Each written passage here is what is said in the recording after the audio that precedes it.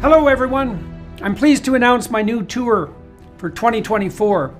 Beginning in early February and running through June, Tammy and I and an assortment of special guests are going to visit 51 cities in the US. You can find out more information about this on my website, jordanbpeterson.com, as well as accessing all relevant ticketing information. I'm going to use the tour to walk through some of the ideas I've been working on in my forthcoming book, out November 2024, We Who Wrestle with God. I'm looking forward to this. I'm thrilled to be able to do it again, and I'll be pleased to see all of you again soon. Bye-bye. In the US, only 11 states produce more energy than they consume. 39 states consume more than they produce, Jordan, and by a lot. And the big ones, New York and California, they're importing their energy. Well, that's great as long as you can, but ask Germany how that went when the Russian gas stopped. It didn't go well. We have to start to conflate these things in what I lovingly call the radical middle, and that middle is between energy, the economy, and the environment.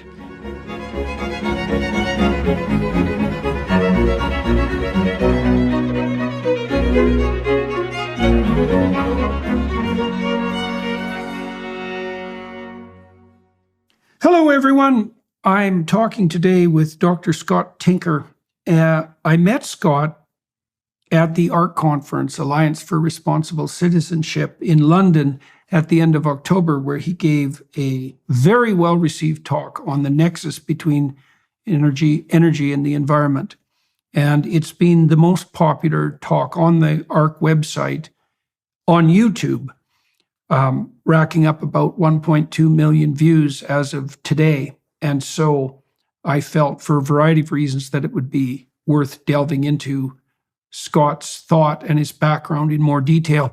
I've had a number of people on the podcast who've talked about the energy-environment relationship, particularly as it pertains to climate, which is obviously a determining element when you're plotting forward an energy strategy.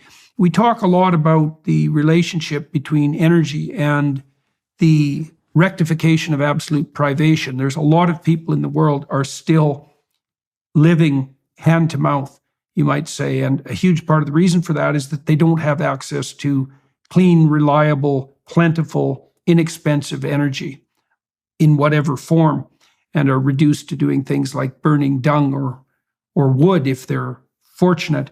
The problem with that is that poor people, there's many problems with that, but one of the problems is that poor people living hand to mouth don't take a long-term view of such niceties, let's say, as environmental sustainability, which doesn't occupy the forefront of your thinking if you're trying to figure out how to scrounge around in the dirt so your children don't starve like today.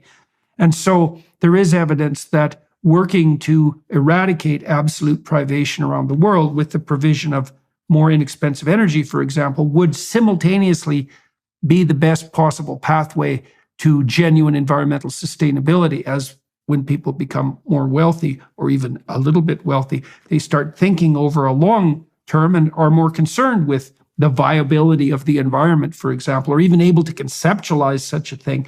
And so we delve into that in great length, trying to flesh out what a more multidimensional view of human flourishing and environmental sustainability might be. So, Scott, the last time we saw each other was in London at the end of October, and you did a speech there, which has been extraordinarily well received. On the ARC website, Alliance for Responsible Citizenship, your speech on energy and the environment is the most popular speech. Now, I think Konstantin Kisin probably has you in total views because his speech has been distributed in other locales and has kind of gone viral in multiple places. But it was very interesting to me to see this happen because, well, that sort of thing isn't predictable. I think there's probably 30 speeches up now. And it wasn't obvious that it would be a talk on energy and environmental policy that would take the spotlight. Obviously, you did something right. I mean, it's a very well done talk technically. You know, it's very accessible and you're very engaging. And so that certainly didn't hurt. But why do you think, first of all, what did you think of the ARC conference? And also, why do you think that your speech struck a chord? It's got about 1.2 million views as of today. Yeah. Yeah, that's good. I liked the ARC conference, and I appreciate the invitation there, really do. I love the diversity of the audience, representing global thinkers. That was nice. And the broad depth, Jordan, of the speakers themselves and the breadth of the topics. I didn't expect some of the things, to be candid with you. We went from faith and family all the way through to education and, of course, energy and the environment and poetry and music. It was phenomenal. So congratulations to you and the Baroness for putting together a really excellent engagement. I really enjoyed my time there. So thanks for that. Yeah, it was fun. Yeah, Eh? it was fun. We figure we missed one major area that I think we're going to rectify. We didn't talk about virtual identity. And I think we're going to add that as a category. So that would include discussions of digital currency, for example, et cetera, and all the potential nightmares that come along with that. But it would also cover more broadly, increasingly we have a virtual self, and it isn't obvious at all what rights that virtual self has or even who owns it in some fundamental sense. And that's actually a major problem, and it's going to get much worse. So, we'll rectify that with the next conferences. So why do you think, what is it about your speech, do you think, that struck a chord? Maybe you could outline, first of all, what you talked about, but also provide some insight into why, people have really taken it to heart. Yeah. I just have a really big family, and I made them all watch it. Yeah, you must have a very big family. Look, I've been speaking on these topics for 3 decades, and it's nice to see. I think what's happening is some of the extremes on both sides are starting to come around toward that, what I call the radical middle, and think about these things deeper than simply black and white or good and bad, believer denier kinds of dialogues that have been pushed on us. So I think that's striking a chord now. People that I've been hearing from all over the world on that speech, actually writing from every corner independently, are saying, thank you for your objectivity, your balance, for not trying to be, flamboyant or shove an opinion down our throat. Thank you for the data. And I do tend to show a lot of data in my talks, but I spend time with it and animate it so you can understand what that data is saying by the end of a particular slide or theme, if you will. So a lot of people like the data.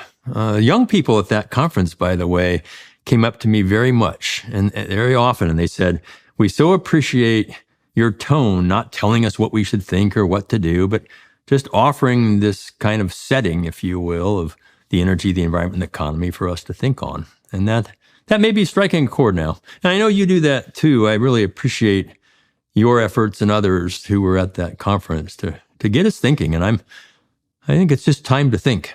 So perhaps that's why it's striking a chord. Well, one of the things we noticed, because as I said, we've released a fairly large number of speeches, and of course the viewership follows a classic Pareto distribution with a small percentage of the videos taking up the vast majority of the views. And one of the things that we noticed very significantly was that any speaker who politicized the issue got no views. Right, so it was people who spoke 2 ways. They either spoke on first principles, so they took a more philosophical rather than a political view, and then more educational. And so I think you probably tilted more towards the educational side, although there was a philosophical aspect in your insistence that what we're always attempting to do is balance trade-offs, right? And there's a philosophical notion there that there's no perfect solution, and that many other competing goods have to be taken into account when we're trekking through something as complex as the relationship between the energy and the environment, which is an impossibly complex nexus.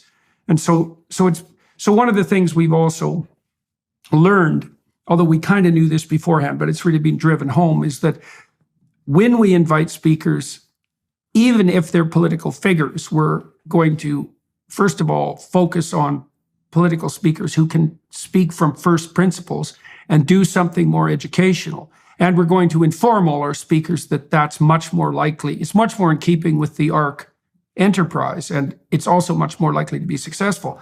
There's a political figure in Canada, Pierre Poilievre, who's now the leader of the Conservative Party in Canada. and most likely to be the next prime minister. And he's become a real expert user of social media. And so he ran his leadership campaign for the Conservative Party completely outside the legacy media, giving virtually no interviews.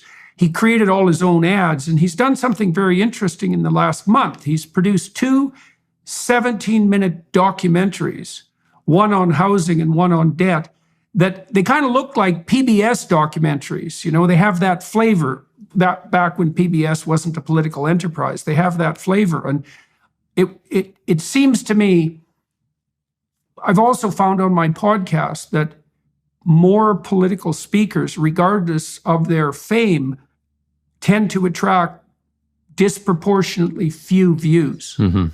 That's interesting. So I think that people are really hungry for a different approach to problems, and one that's in keeping with what you did, which is like a serious discussion of the facts, dispassionate presentation of the facts at hand, understanding they have to be viewed through the nexus of like a multi-dimensional value hierarchy, trying to negotiate those, not claiming that the experts know what pathway forward is best. I mean, the problem with that view is that, well, just because you're an expert on energy doesn't mean you know how to balance energy expenditures with education. Absolutely. Right? And much less healthcare and everything else that has to be taken into account. Right. So, okay, so let's go to your background. Yeah. Quick comment before you go. Yeah.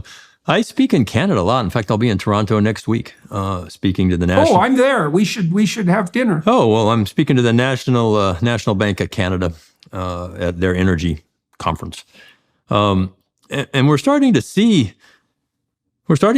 that what you just described is this desire for more depth, and I think that kind of sums it up well, particularly this younger generation of people.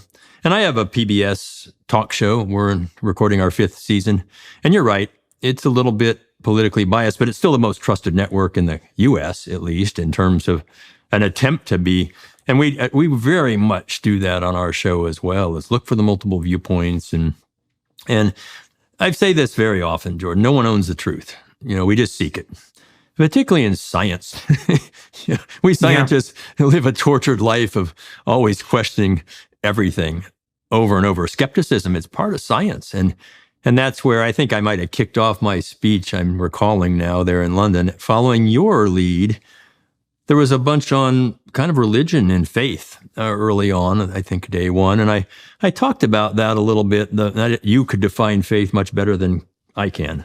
But, you know, it's a process in which maybe there's less doubt when in faith. But science is filled with doubt. Without doubt, we have no science. And I think I probably said there, you take away doubt from science, it becomes more of a religion. And that is a very dangerous path to walk down. I'll comment a bit about the issue of faith in science, and then we'll turn to who you are, so everybody's clued in about your expertise, and we'll talk more about energy and environment. So I've been thinking this through a lot. You know, when a scientist confronts a data set, he does so, or she does so, with a variety of aims in mind. Now, one of the things I saw increasingly happen in the last decades that I was in academia was that science became both politicized and subject to the demands of career. Now, I'd seen this with every graduate student, for example. There's always this terrible tension between going into the data set with an orientation towards the truth and going into the data set knowing full well that if you don't extract out from the numbers a publishable statement, that all of your efforts have been in vain and your career's on the line. And you know that whenever you're doing statistical analysis, when you're conducting scientific inquiry, you're always balancing that demand to falsify your own cherished notions, even those upon which your reputation are based, and to demonstrate to yourself that your current experiment was a failure, with the opportunity and requirement to follow the truth. And so what I would say constitutes the proper place of faith in science, and I actually think this is the right way to think about it metaphysically, is that you have to confront the data set with the presumption that there is nothing better that could happen to you than to find out what it actually represents, regardless of the apparent cost to short-term or even medium-term cost to your career.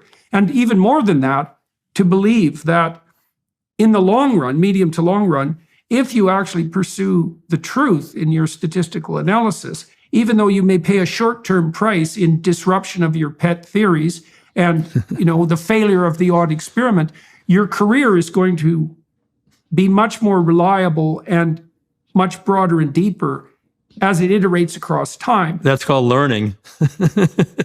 We learn from our failures, right? Not from our successes. Well, and it's also predicated on the assumption that learning is possible, that the universe is rational, and that if you learn from your mistakes, that the consequence of that will be better for everyone. And those are the axioms of faith, I think, that are part and parcel of the scientific process. Not belief in the overall validity of a given set of facts, which is more like a totalitarianism. Yeah, no, that's very interesting, and I think well put. It's the challenge academics face, and I have been one for 23, 24 years now, out of the industry for 17, is the push, as you described, to get your research published. And journals want to publish failures. They want to publish things that move the science forward, some kind of a learning or success, if you will. And it's unfortunate because everyone would learn much more if we were to publish the experimental designs we set up and the failures in those. And I think as a result of that, we've stopped asking as many why questions.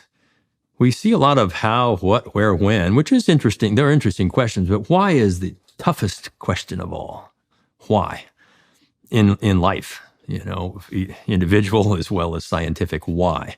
And that's really the great challenge, because you can only typically prove things that don't answer why, not things that are the answer, if you will. You knock down the possibilities that don't address the data set as you've described it. And that's very powerful as you go down that road, but it takes a long time. And I would like to see us come back to publishing more of the failed experiments, if you will. I think we would all learn greatly from that. Yeah, well, it's obviously time for a technical revolution in scientific publication, because the whole process has it's absurd. The fact that it takes 2 years to publish something is just, it's just completely, given how easy it is to publish, it's just beyond comprehension. The fact that all that scientific research that's taxpayer funded is locked behind a paywall, the fact that the publishing companies have a hammer lock on library acquisitions, and that the libraries are, what would you say, duty bound to subsidize the publishers, like the whole thing is it's just a mess. I can see Substack headed in a way that would allow for rigorous science to be published. Yeah. And absolutely. And wouldn't that be neat? I mean, we talk about peer review. Well, you put your science out there to the world, and there's plenty of peer review. Yeah. We hear back all the time. Well, we've been thinking about doing that technically too. I mean, one of the things that should happen as well, you could imagine a site where you could publish your paper in the same format that they're published now, a page summary for a lay audience. You can identify your 4 peer reviewers. They publish their reviews on the paper site. They can take authorship of that, which could be another CV component, because wouldn't it be lovely for people to get some credit, especially beginning scientists, for their peer review work, which is actual real work if you do it properly. And that could be done with some degree of rapidity. And then it's up to the marketplace to sort the papers in terms of how much attention they attract. But that's also how it works in the scientific publishing enterprise anyways. And that could all be open access. Absolutely. I just can't see why that's right in front of us. And it at some point it's going to happen. And it takes peer review out of the shadows. Yes, exactly. Mm-hmm. So I suspect that we're very serious about engaging in an enterprise like that. And excellent. It depends on where it is in the priority stream, but yes, that would be very nice. So that's not the only thing you have to do. Yeah, right, exactly. Although it's so important, because it really has become a problem, and that fact that we've We only publish successes, when that's the wrong way to describe success. Like, if you happen to stumble across a more profound truth because you set up your experiment properly, well, more power to you. But if you set it up extremely well and tested something of extreme interest and it doesn't work out, there's absolutely no reason people shouldn't know about that, not least so they don't do the same thing like multiple times. Right. So yeah, you ask a why question, and you have a hypothesis about that question to test. And throughout that process, whatever it may be, your hypothesis may be proven wrong. And we need to be able to show that. That's why we do science. We're not all perfect hypothesizers. No, not unless we're playing fast and loose with the data. Yeah, that's for sure. So we shouldn't be punishing the people who follow the pathway of truth. So tell everybody a little bit about your background. You've been dealing in the overlap space between energy and the environment for decades. So why are you qualified to do that? How did that interest develop? Well, I'm actually a geologist by training and have degrees in that.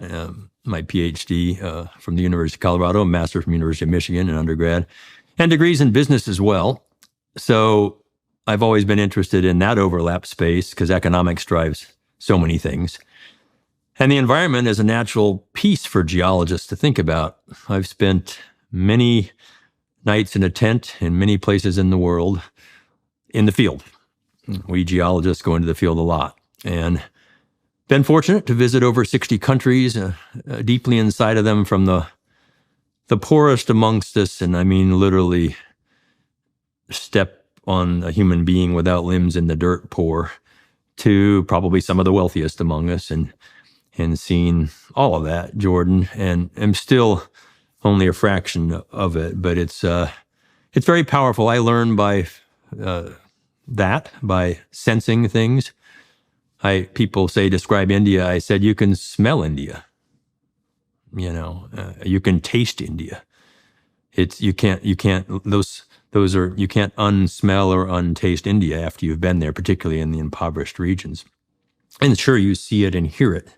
The noise is incredible, but it just wakens up all the senses. So that's, as a geologist, we are problem solvers. We deal with lots of imperfect data and incomplete data. I particularly have studied the subsurface, which means you only get very small samples of things, and you have to do interpolation and extrapolation and modeling and data analysis, and knowing that your answer isn't right. You're just trying to constrain it around what the data tell you, and then adapt and change as you go. So that's my background as a scientist and a business person. I happen to have not built, but over the last 24 years, from 90 people to over 250 people, the largest research organization at UT Austin, other than a Navy-funded one. And we do energy, environmental, and economic research all over the world. And half of our 250-person staff are international, not U.S.-born at least, and so very diverse and fun. Yesterday was my last day as director after 24 years. I fired myself. So, at 64 years old, it's time to let other folks have that fun, and I've got plenty to do into the future, and hopefully some things with you.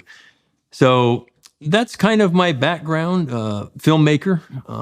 I host a PBS show. I do radio broadcasts and lots of speaking around the world, and have through the years.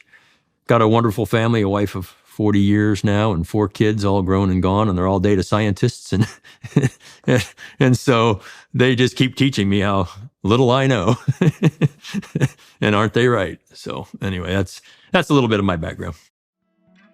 The 40 days leading up to Easter, Lent, starts on Ash Wednesday. That's February 14th. This is a time of intense prayer, fasting, and giving. Hallow's annual Pray 40 Challenge is one of their most popular. Last year, over 1 million people joined. This year's Pray 40 Challenge focuses on surrender and includes meditations on the powerful book, He Leadeth Me. This is a story about a priest who became a prisoner and slave in the Soviet Union during the Cold War. His story is one of ultimate surrender. And we are called to offer up our own worries, anxieties, problems, and lives to God. There will also be Lent music, Lent-specific Bible stories, and other Lenten prayers like the 7 Last Words of Christ with Jim Caviezel. Download the app for free at hallow.com/Jordan. You can set prayer reminders and track your progress along the way. Hallow is truly transformative and will help you connect with your faith on a deeper level. So what are you waiting for? Download the Hallow app today at hallow.com/Jordan. That's hallow.com/Jordan. hallow.com/Jordan for an exclusive 3-month free trial of all 10,000 plus prayers and meditations. All right, so let me ask you, given that background, let me ask you some questions. So I've been trying to understand the energy environment business nexus for about 3 decades, I would say, and trying to use my experience in assessing scientific literature and reading scientific papers to get a sense of the situation. And so I have a provocative question maybe to begin with. So I came across the data. Let me step one step back. My understanding initially was the idea that global warming, such as it is, was going to produce an expansion of the world's deserts and make our sphere more arid and uninhabitable. And instead, what I've seen since the year 2000 in particular is the rapid greening of a very large geographical area, which I believe NASA has now estimated at twice the size of the continental US. 3 times the size of the Amazon jungle, has greened since the year 2000.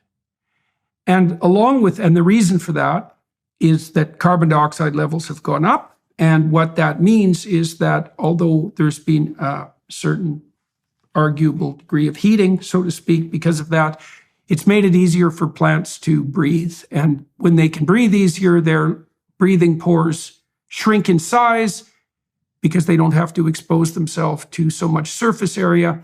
And because of that, they can conserve water much more efficiently. And because of that, they can grow in areas that would have otherwise been too arid. And because of that, we're seeing a tremendous amount of greening, not in places where there was already plenty of water, let's say, but in semi-arid areas, so that the deserts, like the Sahara, particularly in the south, are now shrinking.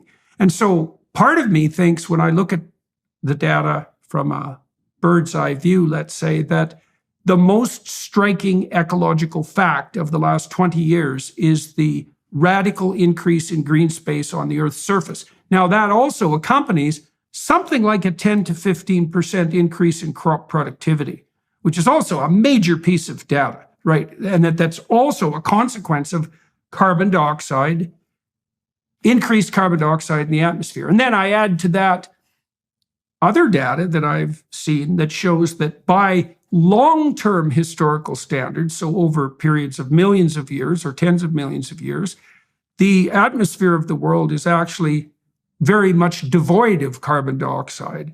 And so although there's more than there was 200 years ago, there have been periods of time where the planet was a lot greener and a lot lusher, where there was way more carbon dioxide in the air, and that seemed to be pretty damn good for plants.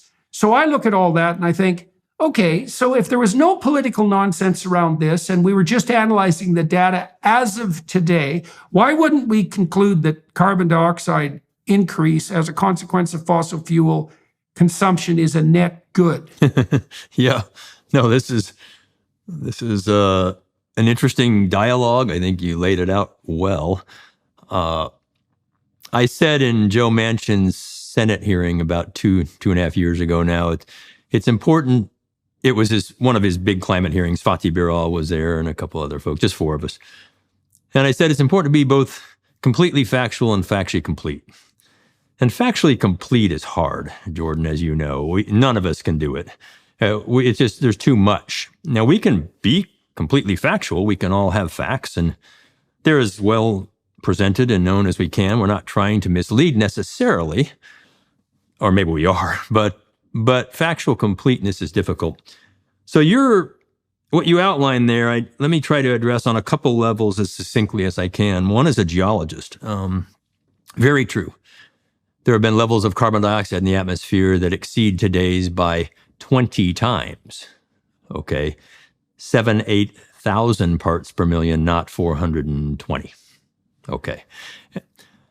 When? Well, back in what we call the Mesozoic. This is when the dinosaurs roamed the earth, the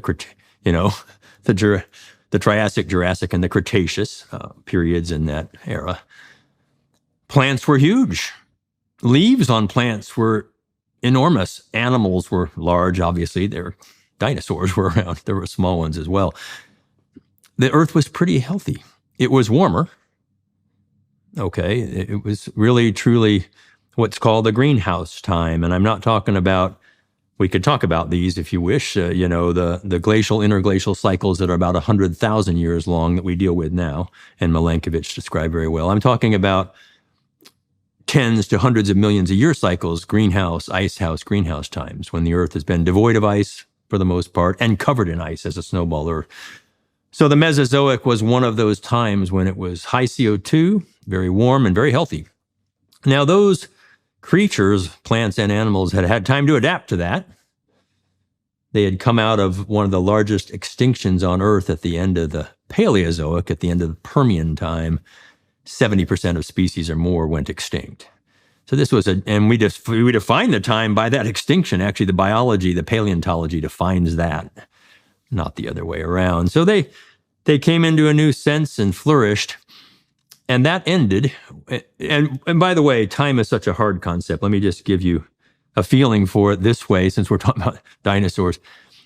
Often you'll see in a diorama in some museum a T-Rex having a battle with a Stegosaurus, right? Well, it turns out Stegosaurus had gone extinct long before T-Rex came about.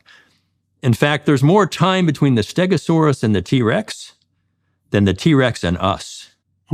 So process that. Right. To give you a feel for time, okay? And so now a big impact event happened at the end of the Cretaceous, a big meteor impact in Chicxulub in the Mexican Yucatan Peninsula.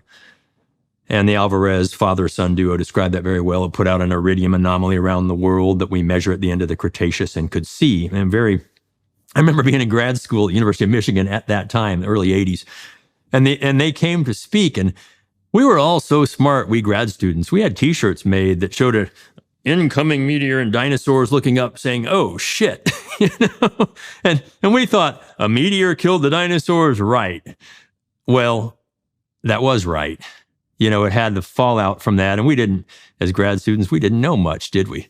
In fact, I didn't even learn about plate tectonics in undergraduate. That's how far back I go. So we are always learning. So the point here is, yes, there have been long cycles of changes in greenhouse gases, CO2 being one of those gases, methane and others as well.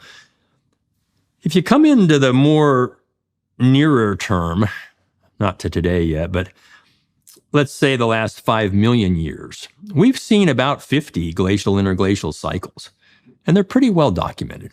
Okay, in the last million years, 10 of those. And what I mean by that is over every 100,000 years or so, ice comes down from the north.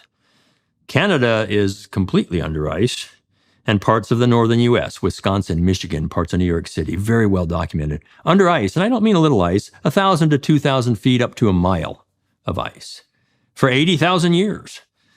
And then for about 20,000 years, it warms and the ice recedes, and we have an interglacial period like the one we're living in now.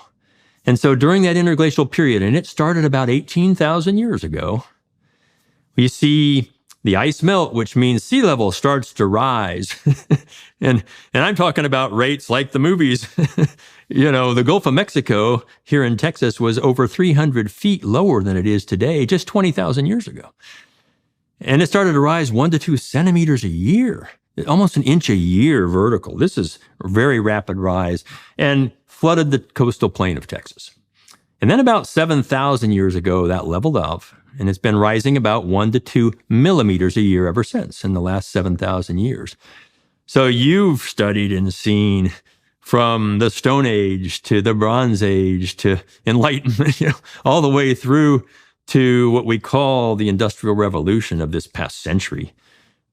In that time frame, humans, modern humans, have evolved in that last interglacial period. And yes, you are exactly right. It is one of the lowest CO2 periods in Earth history, and it's one of the coolest periods in Earth history. I'm not talking about the actual interglacial because it's warmer than it was 80,020, but overall, that periodicity of interglacial is one of the coolest periods in Earth history that we are enjoying today. And a guy named Milankovitch worked all this out while on house arrest for 20 years on paper. We call them Milankovitch cycles, and we understand why. It's a combination of the rotational orbit of the Earth around the sun, and that varies, so it puts you closer and farther from the sun, and then the tilt of our Earth's axis and the rotation of the axis combine to form these 20, 40, and 100,000 year cycles, embedded cycles. And we see this repeated over and over. That's driving modern climate today. And it's driving historical climate in what we would consider the recent past geologically. Now, superimpose on that, let's come into the today. In the last 100 years, we have been burning fossil fuels. More than that, actually. We started with coal, of course, in the 1800s. It powered our ships and trains. It replaced wood and hay, the carbon-based fuels that we lived on for thousands and thousands of years to make our fires and to cook our food and to power our vehicles, oxen and horses. Hay. Let's just call it hay. Stuff we grew. And then along comes coal, and we discover that, hey, nature did that. It made it really compact and dense. So it's almost pure carbon. Now, there are a lot of things in it that aren't good when you burn it for the air, the actual pollutants, if you will. SOx, NOx, mercury, particulate matter, etc., that come when you burn coal. So, but that was a great fuel. It allowed us to do things we'd never done before, including boil water, make steam, turn a turbine, and run a generator and make electricity. And that changed the world. That's the event in time that made us modern societies. At least, as you said, those of us who are fortunate enough to have that. Many still don't. More don't than do. And we can talk all about that, made films about that. So here we are, and we've been burning coal, and then so that's carbon, and then along come hydrocarbons, which are complex carbon and hydrogen molecules, complex chains, long chains, and those burn even better, especially when we refine them and make them into gasoline and diesel and jet fuel. And that's great. We can put that into a vehicle now. It's very dense. I'm happy to talk about why dense matters, but you get a lot of bang for the buck. You put 20 gallons of gasoline in a tank, and the impact of that in energetic terms is remarkable. Okay, I can drive 200, 300, 400 miles on that tank of gasoline, and there's nothing left except CO2 emissions, and you just fill it up in 3 minutes and go do it again. It's incredible. Okay, now it has the CO2 emissions component to it. Along comes methane, CH4, 4 hydrogens for every carbon. Now, methane, natural gas is what we call that. And there are other gases that are natural, propane, butane, pentane, whatever. But methane is the one we use a lot of. It's even more incredible. The energy density of methane is phenomenal. You're burning the hydrogen as well as the carbon. So we get heat from that. It's a very versatile fuel. I can make electricity by burning methane, boiling water, steam, turbine, generator. I can put it directly into vehicles in a compressed form, compressed natural gas. I can use it as a molecule to make things like plastics or ammonia for fertilizers. You mentioned agriculture, and those fertilizers again changed the world. So that all is natural gas. Plastics. It's one of the most versatile molecules we have today, and it will be around a very long time. Produces less CO2 when you burn it than oil or coal, but it still produces CO2. And methane itself is a greenhouse gas, a pretty potent one. Doesn't last as long in the atmosphere, but it's pretty intense, more intense than CO2 in the atmosphere. So these, as you said, are very complicated. But we've moved out of this carbon economy into a hydrocarbon economy, and now we're truly coming into a methane economy. And that economy It won't be a few more years before we are actually burning more methane than coal in the world globally, not just modern societies, but as a world. And that's the methane economy. It will have arrived. And good thing, because it does so many positive things for humanity and human flourishing, and also less in terms of its environmental impact. It doesn't have the sulfur and the nitrogen and the particulates. Good thing we've gone there. And then from methane, we can make hydrogen, and methane is the best molecule to make hydrogen. So you've heard about a hydrogen economy. Your listeners probably have. Hydrogen isn't formed naturally very much. It is in places, but you got to make it. You got to split molecules, either a water molecule, H2O, or methane, CH4, the two common ones. That takes energy. Less energy to split methane than water. So energetically, and economically, it's better to use methane as a source of hydrogen. And we'll be off in the hydrogen economy in some phase. And you can use hydrogen for a fuel, and you can use it as an electricity carrier and all sorts of other things. So this has been a really nice natural transition that's been happening, driven by efficiency and physics.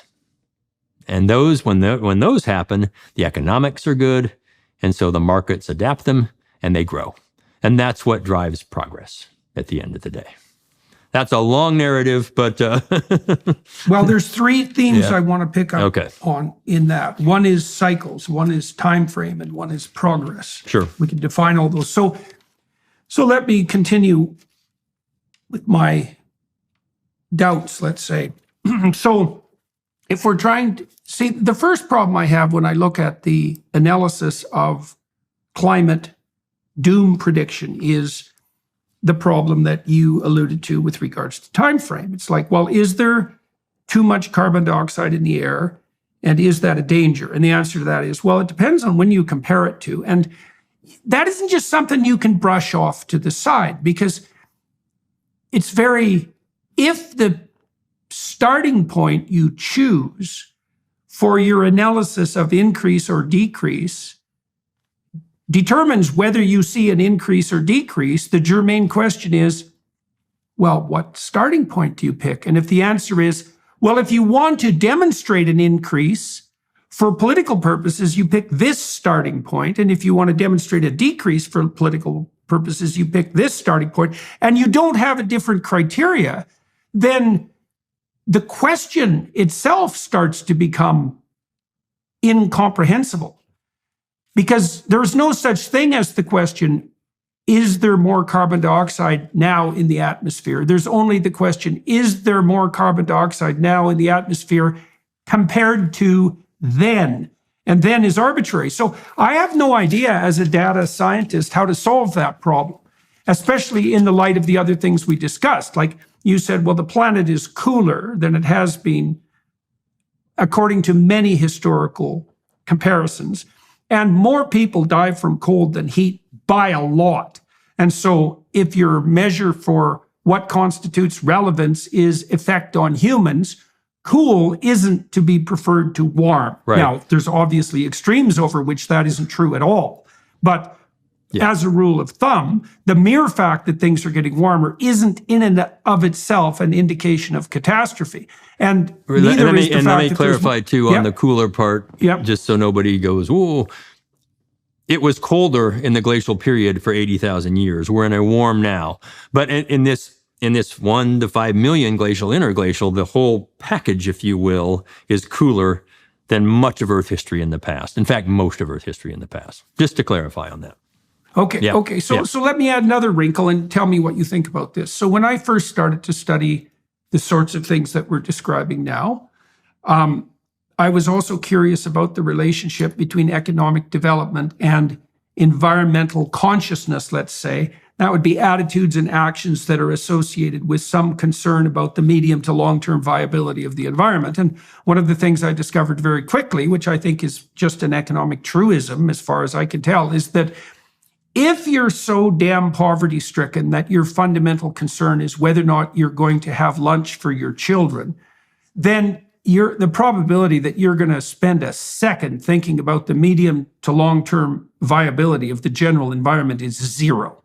And so one of the things you see reliably in economic analysis is that if you can get people up above $5,000 per year in GDP production, then they start to take a medium to long-term view of environmental sustainability. And we could define sustainability perhaps as something like they're concerned that the planetary resources that they hypothetically enjoy now are likely to be there for their children, their grandchildren, and perhaps even their great-grandchildren. So the time frame starts to expand. And so the rule is something like, with increased luxury, let's say, or even enough food, which isn't exactly a luxury, your time frame of analysis expands. And if you are actually concerned about transforming human beings into a species that optimized its medium to long-term commitments, it looked to me like there's nothing you could do that would be more effective in that aim than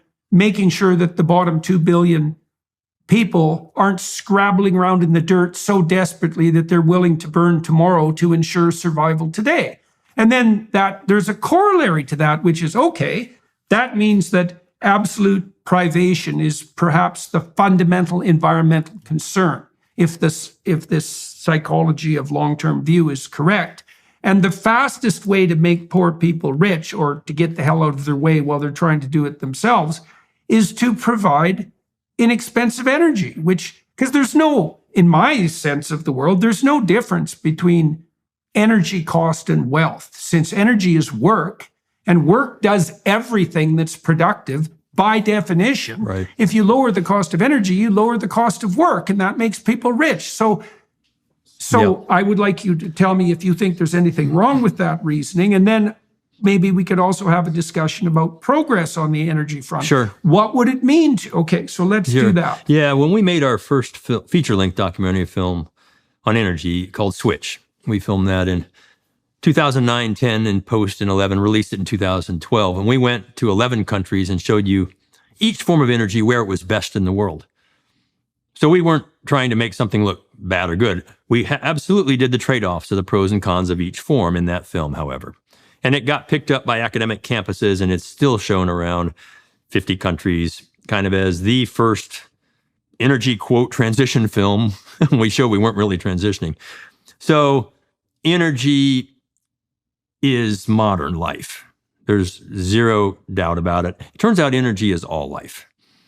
Even the poorest among us need energy to survive. A few years went by, and I said to our director, hey, we kind of left out Harry Lynch, by the way, a brilliant filmmaker.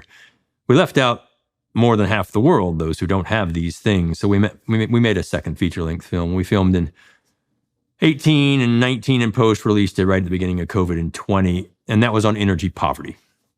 We went to 6 different countries, and we looked at the circumstances in which people are living in Ethiopia and Kenya and Nepal and Vietnam and Colombia, different continents. And again, some of the positive stories around that, Jordan, that you are describing, but some of the real challenges as well. What happens when you don't have energy and you can't get above that $5,000 personal wealth What's level? The name of that film? It's called Switch On.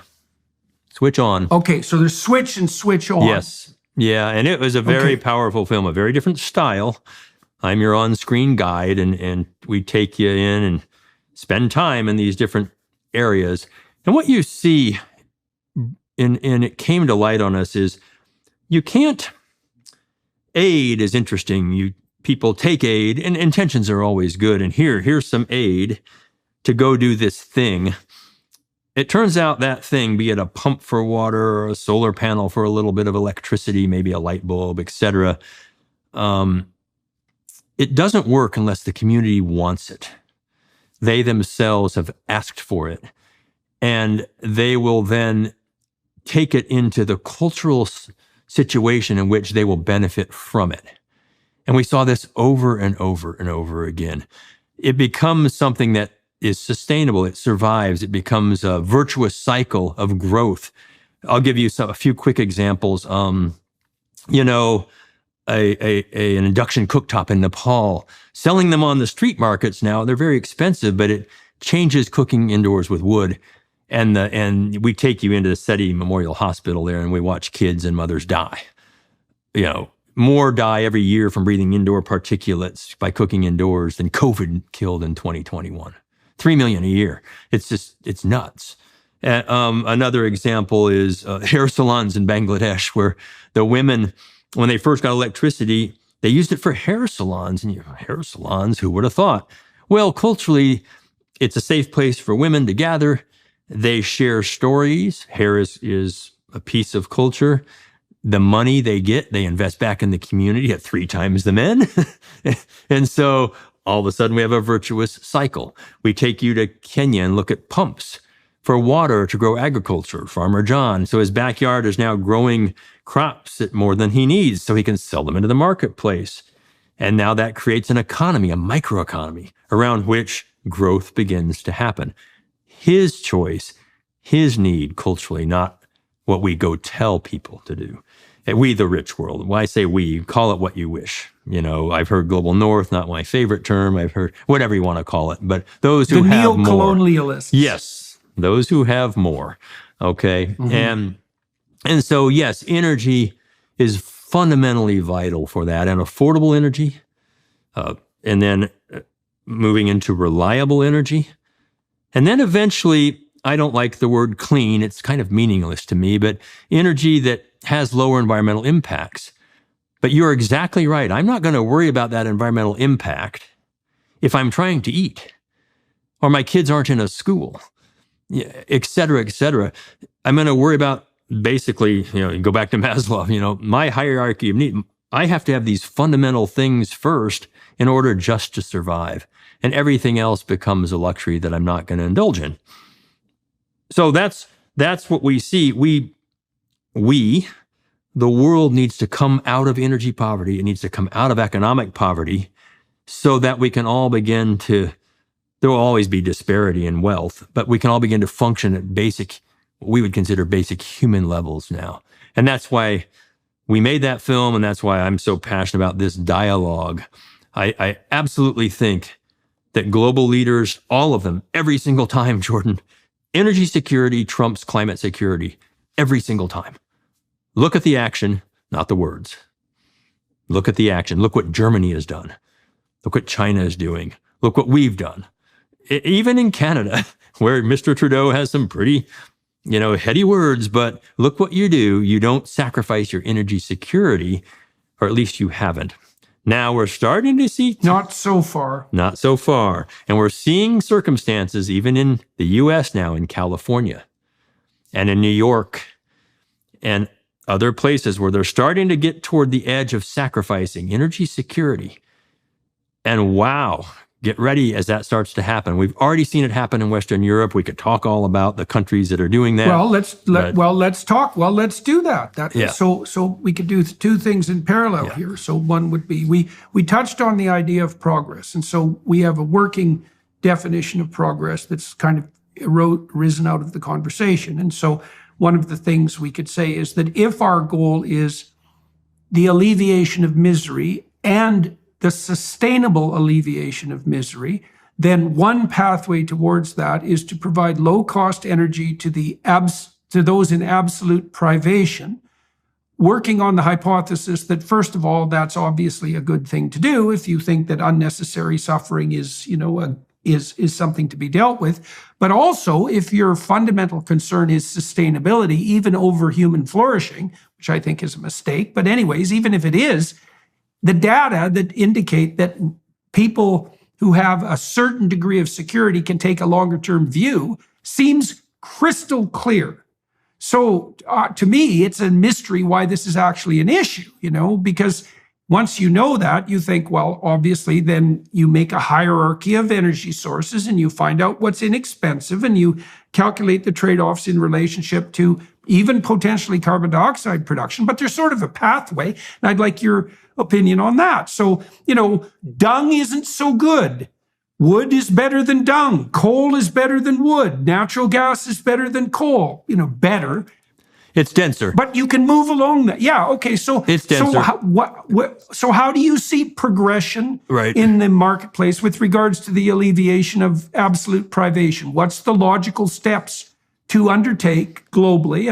And then how is that being violated, let's say, in places like Germany? Sure. Yeah, and not to be too sanguine about it, but in the end, physics wins.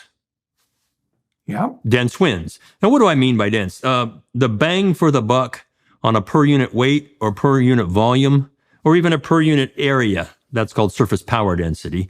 Where do you get more energy for your buck, if you will? And so if I can do more, I used gasoline as an example of dense, but let me throw a curveball. My tank of gasoline will drive me 300 miles. Okay, well, the energy equivalent of one little uranium pellet that I stuff into a fuel rod in a nuclear reactor, one pellet, a centimeter high, half a centimeter wide, the energy equivalent would drive me from New York to Los Angeles and back to Dallas. One pellet.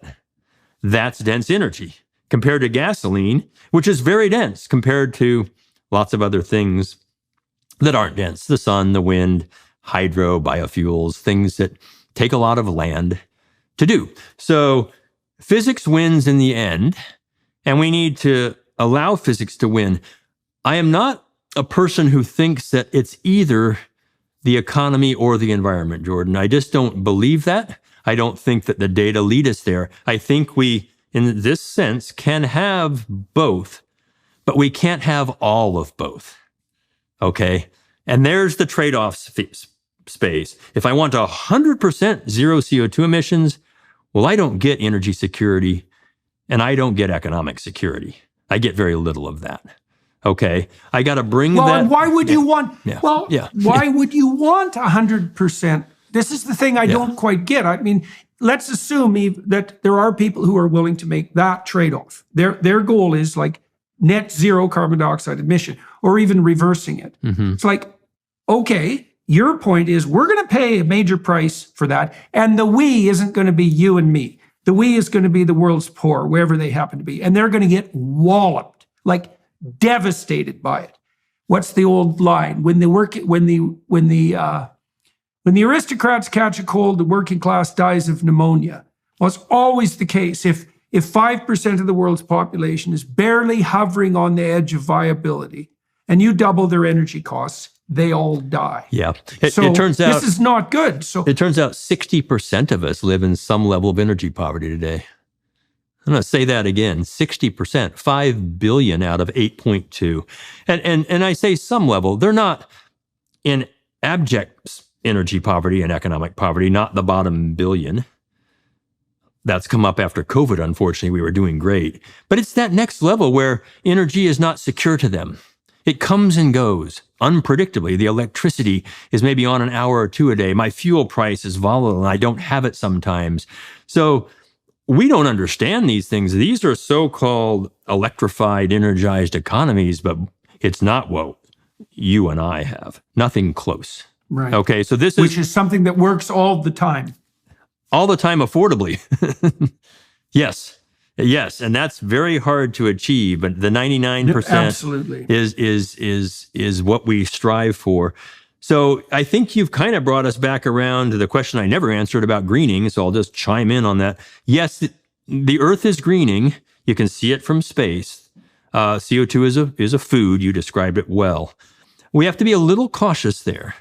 Some of that growth is not plants that are the kind that we would expect in those environments, and they're not very diverse. So you get a lot of aggressive growth, sometimes of exotics, things that have come in, including in the reefs.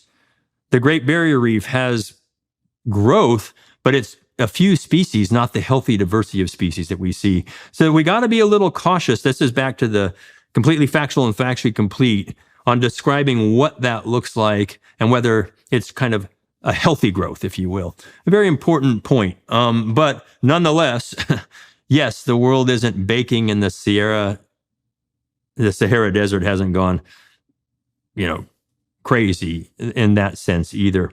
But I come back to kind of that trajectory of energy then. Fortunately, we can address the emissions with dense energy. Okay?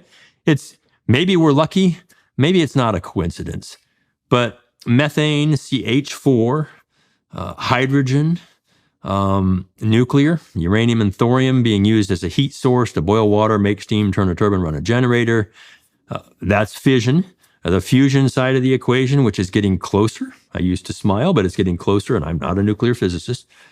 Those are things that have zero to no emissions, and they're very dense, and the technologies are ever better. And so there's a solution staring us in the face here. It's not necessarily the one that climate scientists and climate impassioned, not because a lot of climate scientists are wonderfully deep thinkers and great scientists. They leave the realm a little bit as they start to talk about energy. Just like I leave my realm if I get into deep climate modeling. So we have to allow the scientific space for those who have the most expertise to help us move forward in energetic terms to address emissions and human flourishing. And it can be done. Well, we should make a stronger statement than that. There is no bloody way we're going to move to environmental sustainability on the backs of the poor, because they won't have it. If we produce enough economic havoc, which we could easily do, then we'll produce a deterioration back to very short-term thinking, and we'll produce an environmental nightmare. So it isn't, can we have human flourishing or zero impact on the planet? It's that if we put the poor under too much stress, which is, first of all, is an absolutely unconscionable thing for rich people to be doing. But if it does, there's going to be a kickback, the likes of which we can hardly imagine. Yeah. Let them eat cake. Well, guess who ate cake? Yeah, right. Off with the head. Or zoo animals. Right, right. Because if you make, if you take a given country and you destroy the economy, you're going to destroy all the animals. Because as soon as people get hungry enough, they're going to eat everything. So we have to manage human beings, so to speak. We have to allow human beings to step up the energy density ladder so that they can address their absolute privation, so they can take a longer term view. And there's no environmental solution absent of that, as far as I can tell. Right. There's an interesting, we've talked about energy, the economy, and the environment. There's another E that's really important here, one of efficiency. And let me just briefly describe that and how I think about efficiency. In the United States, we use about 100 quadrillion BTUs of energy every year, 100 quads. What does that mean to anybody? Nothing. That's, interestingly enough, it's about a quadrillion BTU is about the same as an exajoule, a term physicists love. That means nothing. It's about the same as a trillion cubic feet of natural gas. Maybe we're getting a little closer into the space. People start to understand it's a lot of energy, 100 quads. Primary energy comes into our system. We use it for residential, commercial, industrial, and transportation reasons. That's how we use energy. Heat and cool things and move ourselves around, okay? The 100 quads comes in, Jordan. Guess what? Only 1/3 of that does useful work. 2/3 of that is wasted. Mostly as heat and other things. It doesn't do anything useful.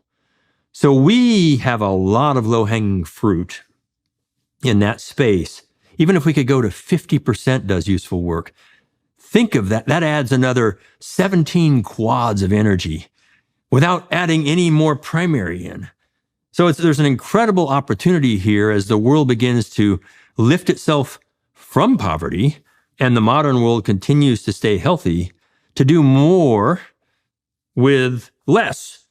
I'm not changing my lifestyle, and those who need to change their lifestyle can, but we can all do more with less. We can become a lot more efficient in how we use energy. And that's how we ended our very first film. When you end a film, it's with the last thing you want them to remember was on just personal efficiency things. It's not rocket science.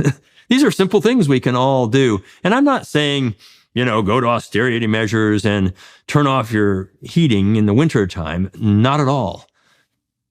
Quite the opposite. Just simple things we can all do. And so that's a very important piece of this overall equation. And I think the opportunity to waste less as the world begins to modernize is there. It's ripe for the taking. That's one of the things we, the modern societies, can transport to evolving, developing and developed and emerging economies is efficiency as they gain energy. Yeah, well, it makes sense to me that as the developing countries develop, they're going to start with technologies that to some degree we have superseded, right? So you see this, for example, with China's hyper reliance on cheap coal, and some of which is provided by the Australia that won't burn coal themselves. Now, I know coal produces a fair bit of particulate matter, but it doesn't really matter where the carbon dioxide is produced because it turns out that we all share the same atmosphere. So the Chinese and the Indians in particular, and those are the most populous countries, and the same thing's going to happen in Nigeria at some point because it's going to be the world's most populous country by the year 2100.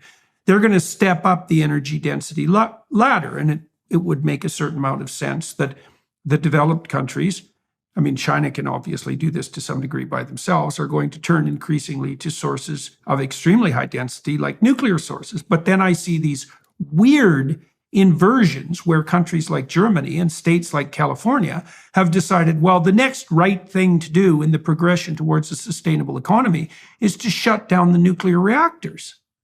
And then in Germany, they burn lignite coal, which is high particulate, high carbon dioxide, as a consequence, at least a partial consequence, of shutting down their nuclear reactors. And so when I see that, I think, well, what the hell's going on? Like, there is no standpoint from which that makes sense. So no, there isn't. What are the impediments? What do you think, like, what's the proper pathway forward in your estimation? Yeah. And what are the impediments to that at the moment? Boy, there's a lot here to unpack. I'll try to be brief. We have lignite in Texas. We call it black dirt.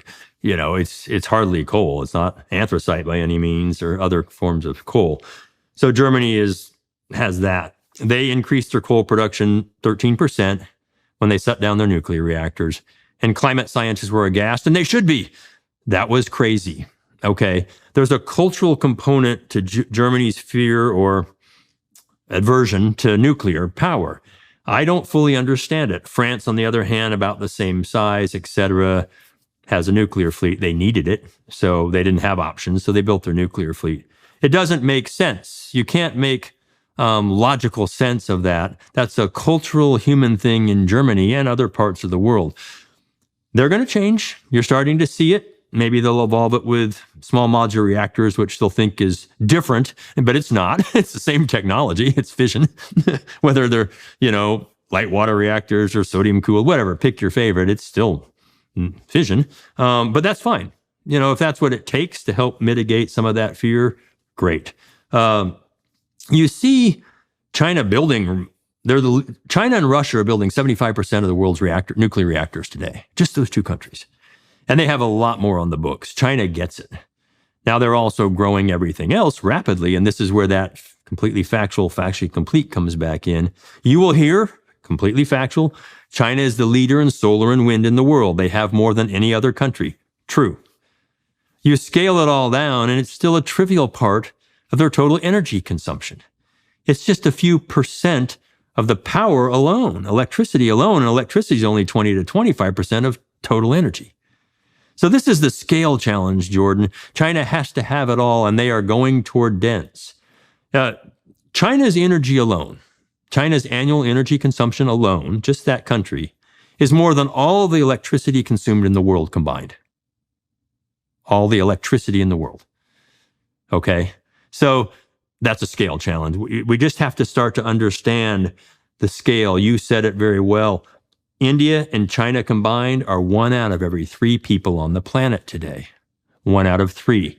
Now, getting a little population demography, China's birth rates or fertility rates are some of the lowest in the world at 1.2. India is now at 2.1, which is the replacement rate. India has come down to 2.1. Who knew? I didn't. There's a great demographer. A shock. Yes. And a UT Austin guy. And what's been happening since the last 30 years, picture this graph. I'm a data guy. The bottom is GDP per capita. And this axis is fertility rates. Right. Okay. Right, yeah. So I was looking at those the other day. It's incredible. Every large country in the world, over 1 million people, since in the last 30 years, the fertility rates are just plummeting. All of them. And they're moving toward wealth. They're not wealthy. They're moving toward wealth. And so this is a remarkable trend underpinned by energy. Now, there are a lot of people very concerned about this, including China. This gets philosophical. We define growth as good. If you're not growing, you're dying. China's not growing in population anymore, and they don't bring people in like we do in our countries. So they're seeing their population do this, and how are they going to continue to grow? And how's the world going to grow? What we see in those studies is around 2080, that's not very far away. The world peaks at 10 billion people from our 8.2 today, and it doesn't plateau. It plummets back down. Right. It plummets. Well, so you've added another interesting and counterproductive observation. So even if you were concerned about human impact, yes, let's say, if that was your primary concern, was human impact on the biosphere, no matter how that was measured, your logical steps forward would be to make the poor rich as fast as possible, not least because that is by far the most effective method of population control we've ever invented. As you pointed out, it's absolutely staggering. Step in one. some countries. Yeah, step one. Yes, well, and so now I would say, as you've already intimated, that the fact that fertility rates have declined so precipitously is going to become a problem in and of itself. But we can leave that aside. We can especially leave that aside if we're concerned about human impact on the planet, because we would recognize that as a net good. So even if you're one of these people who, derived from the Club of Rome, think there are far too many people on the planet, the obvious cure for that is to make everybody rich because they stop having babies. So it's another reason that I can't understand the pervasive nature of the insistence, for example, that we have to deindustrialize to serve the planet's interests most appropriately. And then we can look at practical examples like Germany, where this is starting to be implemented, and all the consequences appear to be negative, including the fact, so Germany, and I think I have these figures about right, energy is now 5 times as expensive in Germany as it needs to be. But it's also far dirtier, it's more unreliable, and it's more dependent on dictators to provide. Like, in whose interest, even hypothetical, is any of that? It isn't serving the green agenda in the least. Quite the contrary. So, maybe it's in the interest of, you use the word dictators, autocrats. Yeah, maybe short term. Okay, it keeps me elected. Yeah, well, it seems to be keeping people elected in places like Germany. Of course, all the farmers are having a short circuit in Germany at the moment, and that didn't go so well for the Dutch authorities. That's obviously. Right. Yellow vests in France. You had the truckers in Canada. I mean, the people are starting to speak, and they're starting to speak wisely. People, I think you and I both believe that the markets are very wise and very smart. They get it. People, we understand, the markets understand these things. It may not be quite as quick as some would like, but your fundamental question, and I think you're not confused, because I don't think you're confused about too much personally, but your fundamental question is a very real one. How can we make energy more expensive? We're starting to deindustrialize. We're seeing companies and industries leave. We're increasing the cost and the burden on the poorest amongst us. That's regressive in economic terms. It doesn't help the environment because the rich can actually afford to buy these things from other places, import energy. And again, another quick fact, in the US, only 11 states produce more energy than they consume. 39 states consume more than they produce, Jordan, and buy a lot. And the big ones, New York and California, they're importing their energy. Well, that's great as long as you can, but ask Germany how that went when the Russian gas stopped. It didn't go well. And so we have to start to conflate these things in what I lovingly call the radical middle, and have for a couple of decades. We got to put these in there, and there's nothing glamorous about the radical middle. It's brutal. There's data and there's compromise, and I'm not always right, but it's where the big challenges lie. And that middle is between energy, the economy, and the environment. How do those play together so that we can solve these things for real? Let our young people have the complexity of these. They're very smart. But if we keep telling it it's binary, clean and dirty, good, bad, believer, denier, they're not going to have the tools. They're just going to think they're evil and they're good. It's a kind of a bizarre story. And most of the people, and I speak to a lot of people, when they hear these things, they come strongly saying, I want to be in there. I didn't get it, hadn't learned all that, hadn't heard. I want to be part of that complex equation and help to address these things for real. So what you're doing matters a lot. Communicating. Well, some of what's happening with, so imagine the attraction of that binary system is twofold. Okay. So the first is that it's very straightforward and simple. Industrialization has environmental costs, therefore industrialization is the problem. Okay, so once you've identified that, you don't have to think anymore. You just have to be against industrialization. So that solves a lot of technical problems. And that reduces entropy. It reduces complexity, at least in the short term. But then there's an additional psychological component that's unbelievably powerful.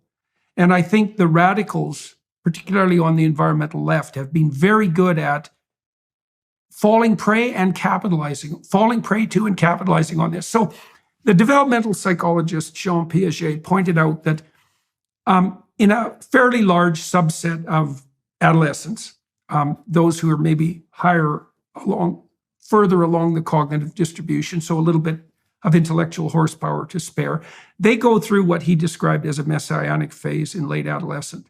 And what that would mean anthropologically is that there's going to be a subset of bright kids who they removed themselves from dependency on their parents.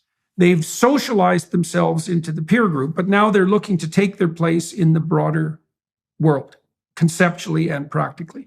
And there's a philosophical element to that. And the philosophical element, and this is the messianic part, is that they want to act ethically and do well at the highest level of striving. And so what we're offering them in our culture is the chance to play hero on the environmental preservation front.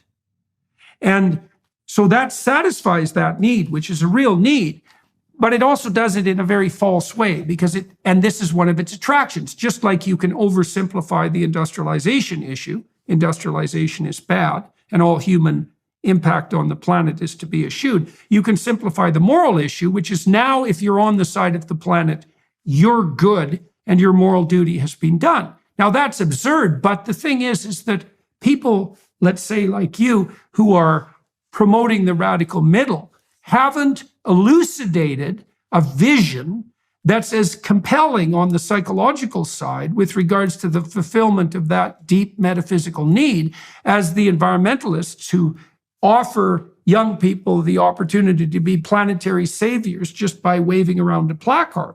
And this is a real problem. And it speaks to problems like the attitude in Germany that's anti-nuclear. Your sense is, well, that's irrational. And look at France, from whom the Germans import energy, by the way, who've managed a nuclear transition brilliantly and have energy to spare and at a low cost. Like, there's no logical reason there, but these so-called illogical reasons, they're real reasons and they're real impediments. And, one of the things I do believe that people found attractive about your talk and about the sort of things that, say, Bjorn Lomborg are doing is that a new sort of standard is being waived, which is something like, well, here's a better moral vision.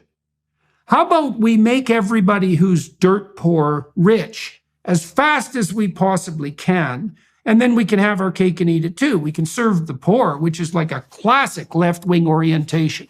And like I've been shocked to the degree that the radical leftists will sacrifice the poor to the planet.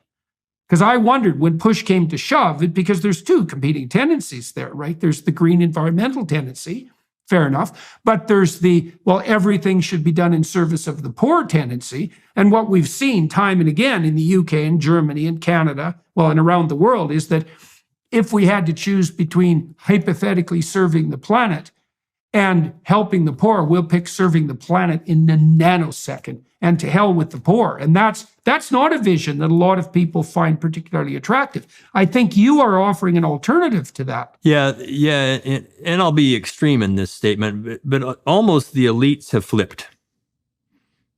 What used to be, the Republicans in the U.S. used to be sort of elite, if you will, and now they're working, I think, more with that next class than the Democrats are, the elite. It's almost flipped in a strange way. And again, that's an extreme characterization. Within those bodies, we have everyone. Okay, the whole spectrum. But I think you can have your cake and eat it too, as long as you don't try to eat the whole cake. Right. Okay. Right. Well, that's the net zero problem. Yes. It's like, no, zero. Like, Yes. no, net zero. That's the wrong measure. Like you can put that in your mind and you can remember it in a second. It's a nice cliche. But zero, it's like you're not thinking when it's zero. Right. Well, Right, it you're not- turns you're out not- when that report came out of the IEA a couple summers ago, I speak to a lot of boards and sit on several. I got a call from a CEO, and he said, "You got to come talk to my board this week." And so I did. I read it, and it was incredible the assumptions that went into that. This was pre-Glasgow. Okay, COP, I think it was 26 in Glasgow. They set up a framework in which there were a lot of crazy assumptions, but the craziest amongst them, Jordan, was this: that the energy consumption in the world would start to go down 2 years later, which is today. Down. Aggregate energy consumption in the world down in order to achieve that net zero. And there were a lot of other things. And I looked at that, and I made the figures, and I showed this wedge between GDP and human population before we peak in 2080, et cetera. That's literally impossible. Okay, it won't go down. Now we can help lower the per capita consumption, and therefore start to help things. Nobody challenged it. It became a roadmap for COP26. And I was with Dan Yergin. He was on our PBS show, and he said, "Scott, you have to write this up." So I put out a little piece called "The Road to Glasgow is Paved with Bad Assumptions," and it was. But we used it as a roadmap. I think this is one of the single more destructive, almost too strong of a word, but destructive constructs that we're dealing with now is this concept of net zero. Now, admittedly, net means if you can capture some out of the air and atmosphere, that's part of net. So I could still emit as long as I'm offsetting by some level of capture. Net zero, not absolute zero. Important distinction. But we're not. Net zero is kind of this weird target that I think a lot of people have rallied around. We've got to begin to think beyond that and recognize, use an analogy. I want to run a marathon. I'm 64 years old. I want to run it in 4 hours, which I'll never do, but that's my goal. Let's say I run it in 4.5 hours, but I finish it. I achieved something big. It wasn't 4 hours. It was 4.5 hours. Maybe net 40 is okay, or net 50, or net 30. We've brought down, but we haven't imploded the economic health and well-being of not just the poorest among us, but the whole global economy, which is starting to happen. Because if we do that, the environment's going to get crushed. It's going to be irrelevant so fast that look what Germany did. You can't even imagine it. It's not hypothetical anymore. Germany consumed more coal. They burned more coal when they needed to. And other economies will do the same thing when push comes to shove. Global leaders, say it again, prioritize energy security over climate security every time. So we've got to so young people, you asked a good question. How do you get them away from just that? We have to begin to think away from A, B. Okay? It's not an A-B linear like that. It's actually A-B-C. You can't jump from A to C just to the environment. There's energy, there's the economy, and there's the environment, and it flows that way. Healthy energy underpins healthy economies. Healthy economies invest in the environment. So the more we can accelerate that, the better. And young people working in there, if you could have two goals, lift the world up from poverty, isn't that amazing? And begin to clean up the environment. Not perfectly, but begin to clean up the environment. But intelligently. Intelligently. Well, the other thing too on the environment front, like it's also not obvious to me at all that the most compelling environmental problem is associated with carbon dioxide. It's not. So, not. So for example, one of my bugbears for a few decades has been the state of the world's fisheries, the oceanic management, because of all the stupid things we've done in the last 100 years, and we've done many things that weren't stupid, but of all the stupid things we've done, decimating the ocean's fisheries has to rank up there very highly. And like the estimates that I've read that I believe to be reasonable, and I'm certainly no extremist in this matter, is that we've depleted like 99% of the world's accessible fish stocks. And given that that's a renewable resource that can actually bounce back pretty damn quickly, given how many eggs fish lay, it can bounce back quickly if you leave it the hell alone. It's like another part of the problem with this unidirectional obsession with climate, apart from its sketchy base in 5 different ways, is that there are a lot of other environmental problems that we could be addressing that they just get no attention at all. You and I grew up learning about water and land and air. That was the environment we were protecting. Clean water and abundant water, tough problem. Clean soils and land, less land use is good, more with less, and clean air. Not talking atmosphere, air, local air. So the land, the air, and the water are 3 of the 4 components of the environment, and the atmosphere is a 4th. Those are not just interchangeable, they're interconnected. So if I start to put, for example, in place something that has no emissions, but consumes a lot of the Earth's land, solar farm, okay, large wind farms. I just drove through the Texas Panhandle recently. You can't do it without seeing wind turbines. Doesn't consume all the land, but they're everywhere. Low density forms of energy use a lot of land to collect energy so that it can get it dense enough and abundant enough for us to use. I go beyond that and say, to get to those wind turbines, which are composites and copper and lots of other precious resources, and solar panels, which have lots of metals in them and other polysilicates, batteries to back them up, an extreme amount of metals, just the amount of mining. And look, I'm a geologist. I don't mind mining. Doesn't bug me, because I know we mine everything we don't grow. But I can also tell you the amount of mining that it's going to take to produce enough energy collectors in that system is incredible. So we're talking about not just land, but water, mining. I've asked audiences every time I speak, Jordan, I speak to about 20, 30,000 people live a year. How many think mining's green? And never has a hand gone up. Never. Because it's not. We can make it better, but it's not green. So when you start to think about the Earth in that holistic sense, with climate being one component of it, this is another thing we have to balance the trade-offs between the land, the air, the water, and the atmosphere. And it's messy. It's not perfect. We have to get away from this idea of nirvana, perfection. If we could just get rid of CO2 in the atmosphere, no, it won't go that way. So one of the reasons that at this art conference, we had a lot of music, and there was a reason for that. I mean, we wanted to make the conference beautiful, and we wanted to give people a breather from purely semantic discussion. But there's another reason that's deeper than that, and it has to do with the meaning of music per se. You talk about trade-offs, but there's actually a positive way of describing what you're getting at with regard to trade-offs. So what you see in music is a harmony between competing forces. And the beauty of music is the balance of that cooperation and competition across some span of time, right? It's a melody of interweaving patterns.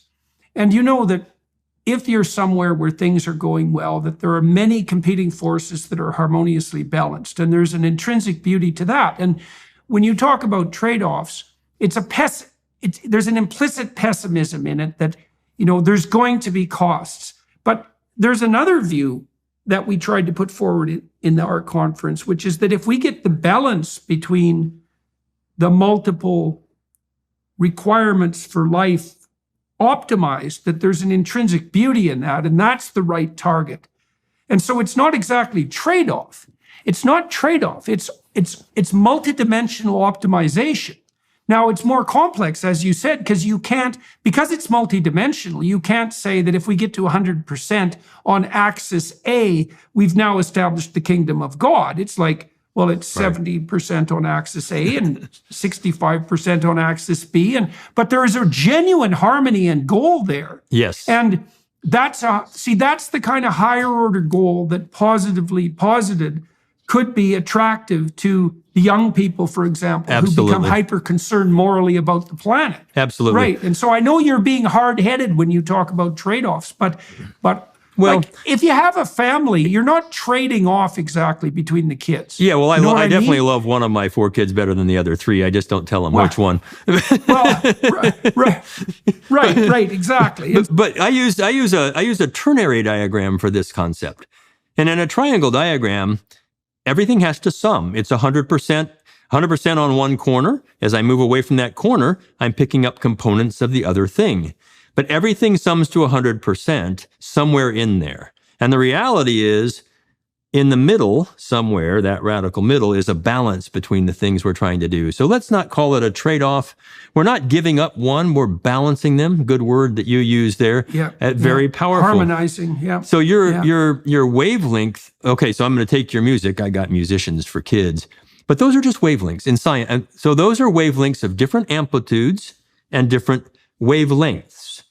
And so the big bass wave comes in, and the treble wave, and a loud and a soft, but they can sound beautiful together when that music is made in that way. We've talked about the wavelengths of CO2 coming and going, of ice coming and going. Nature produces a lot of things that have those embedded cycles or waves, Jordan. That's how science of the earth works. And we can study and measure it just like music. And so finding that beautiful harmony, and by the way, the music was beautiful. I stayed on the breaks and filmed those musicians. They were just phenomenal. Is the goal. Otherwise, you end up with a cacophony of sounds that are they're an irritant to hear, right? When you truly don't get things right, or something is just out of tune, and you can hear that pitch difference. It's like, Well, we have an instinct. We have an instinct for that balance, right? Mm-hmm. That harmonious balance. And it's also a good place, maybe, and this is a good place to close this part of the discussion. This is also why it's so important to rely on bottom-up information propagation of the sorts that can be provided by markets. It's like, so our hypothesis is, well, what we're aiming at now is a target that has to be specified multidimensionally. It can't be reduced to any given dimension. It has to be specified multidimensionally. Now, that makes it complex. So where is that target? And the first answer is, well, we don't exactly know. And the second answer is, well, we can take hints from bottom-up markets because they're the most intelligent computational devices we have. They're closest to the reality of the environment because they're made of millions of people going about their business in direct contact with their local environments. And we can allow those signals to propagate. And in that is some indication about what the appropriate harmony might be. So we see that disturbed, for example, in Germany, because the farmers have decided that the dimensionality of the solution is inappropriate in relationship to what they need. And they're throwing a spanner into the works, and that's inevitable. And so, well, partly what we've been trying to do with the ARC is to specify a little bit more explicitly what that multidimensional landscape might be, right? And then to set that as a target that people could strive towards morally. Now, it's complicated, so it's difficult to package as a story, but it does seem to me that, and there isn't anything you said today, I think, that contradicts this, is there's no reason to assume that we couldn't collectively set our minds to the amelioration of absolute privation through appropriate energy provision in a manner that would radically increase medium to long-term sustainability of the whole project. Right. I agree with that. That's not a pie-in-the-sky notion. No, I published a piece earlier this year, which I titled Net Zero Poverty. Right. And the editor changed the title, as they do. But that's the concept, is to drive. Without that, nothing else will work, Jordan. Nothing else works. Nothing else works. We have to strive for that. We, the collective, have to strive for that. And the most important dimension, and we geoscientists, geologists deal with this all the time. Not that I can truly understand it, but probably have studied it more, let's just say that, is the dimension of time. And so we plot all these things, but that time dimension is so vital, because if I'm struggling to feed my family, I don't have 20 years. I don't have a year. I have now. And yes, I can think in longer terms because I'm wealthy, but it doesn't mean I'm going to act in longer terms. And we see this propagated over and over. It's not intentional hypocrisy, but it's apparent hypocrisy in what our leaders are saying and what they themselves are doing in their own personal lives. And people pick up on this. They say, look, you don't tell me what to do if you're not willing to do it in your own life. And so how do we get the whole market engaged? And I have to believe that the Greta Thunbergs of the world, and she's in her powerful voice, could help carry this story. I use her as a metaphor, a simile for the young people could carry this story of poverty and environment together. Okay, the dual challenge, if you will. So I gave a TED talk a couple years ago on this, the dual challenge, and talked a lot about how do we carry that. And so I said to them somewhere in the middle of that talk, and this was the shocker moment, as we were looking at solar panels, wind turbines, and batteries, 1,100 students in a room, and I explained where those come from, and I said, there's no renewable energy. Don't hate me, but there's no renewable energy. There's nothing renewable about mining, manufacturing, collecting, wearing out, and dumping, and doing that over and over again. That's not a renewable process. And that they digested, and a lot of long line afterwards. But this is this complexity a little bit that they're ready to go for. You know, my kids range from 33 to 23. They're ready. They're brilliant. You know, they're ready to tackle this challenge. And I know the young people in the world are as well, if they can get structured around this. So at Switch, the not-for-profit I started many years ago, we do something called a case competition.